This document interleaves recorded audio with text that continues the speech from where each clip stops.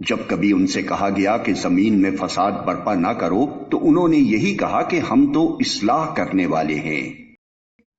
خبردار، حقیقت میں یہی لوگ مفسد ہیں مگر انہیں شعور نہیں ہے۔ اور جب ان سے کہا گیا کہ جس طرح دوسرے لوگ ایمان لائے ہیں اسی طرح تم بھی ایمان لاؤ تو انہوں نے یہی جواب دیا، کیا ہم بے وقوفوں کی طرح ایمان لائیں؟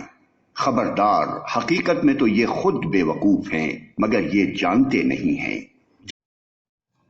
جب یہ اہل ایمان سے ملتے ہیں تو کہتے ہیں کہ ہم ایمان لائے ہیں، اور جب علیحدگی میں اپنے شیطانوں سے ملتے ہیں تو کہتے ہیں کہ اصل میں تو ہم تمہارے ساتھ ہیں اور ان لوگوں سے محض مذاق کر رہے ہیں۔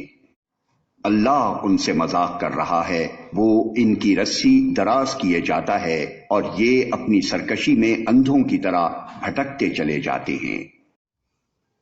یہ وہ لوگ ہیں جنہوں نے ہدایت کے بدلے گمراہی خرید لی ہے، مگر یہ سودا ان کے لیے نفع بخش نہیں ہے اور یہ ہرگز صحیح راستے پر نہیں ہیں۔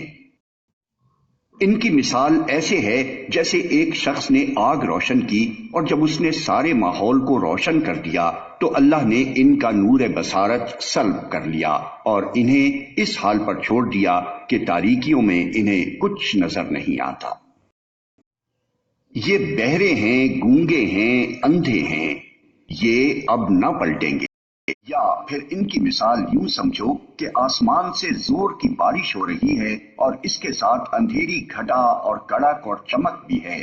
یہ بجلی کے کڑاکے سن کر اپنی جانوں کے خوف سے کانوں میں انگلیاں ٹھوسے لیتے ہیں، اور اللہ ان منکرین حق کو ہر طرف سے گھیرے میں لیے ہوئے ہے۔